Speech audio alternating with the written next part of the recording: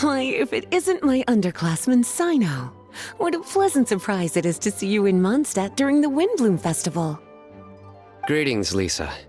Though I'm sure you've been aware of my presence in Mondstadt for some time already. Oh dear, looks like you've seen right through me. But I was in no hurry. I knew we'd see each other sooner or later. Yes. It's just as Professor Cyrus said. Shared aspirations always have a way of bringing people into each other's orbit.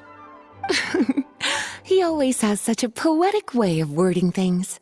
I suppose that's the one respect in which I've taken after him. While in your case... Yes, it's his wit and eccentricities that have left their mark on you. I'm not sure that describes me very aptly these days, given that I'm now the General Mahamatra. Still, if we're going to talk about ways with words, I think my deadpan humor is far superior than our professor's. Is that so? Strange. I heard that you're just Cyno the Adventurer when you're in Mondstadt. You make a good point.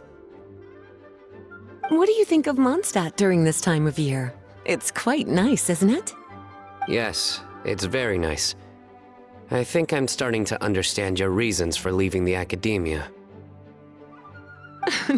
I've always prided myself on making wise decisions, and that was certainly one of them. If our professor had been as sensible as you, he would have had a much easier time in his working life. Being stubborn doesn't help anybody. Well, if even you feel comfortable criticizing him now that he's retired, it really goes to show how much he's changed. Stubbornness is an all-too-common vice among scholars. I hope that never rubs off on you. I'm always happy to see you visit Mondstadt and experience the feeling of freedom for yourself. I heard the latest news about Kale, too. No doubt the traumas of her childhood will persist for a while to come. But I have to say, she appears to be doing quite better this time than on previous visits. I suppose you're something of a mentor to her, aren't you? Now that I think about it, the two of you aren't so dissimilar. The power of Hermanubis once brought you great suffering. That's all in the past now. Besides, Professor thankfully didn't treat me like a test subject for the priest's power like the higher-ups had hoped, even though I was a desert dweller. Instead, he gave me the tools I needed to lead the life I have today. He adopted me, educated me, taught me how to fit into society.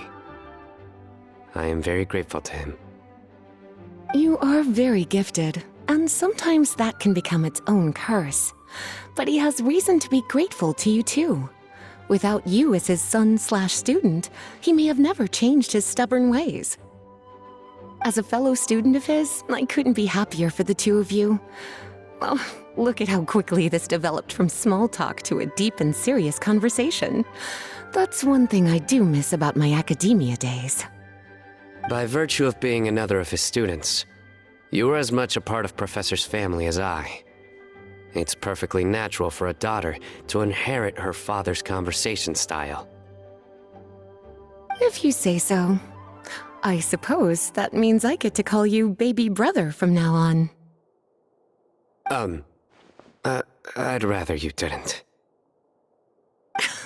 Yes, there's the baby brother I remember.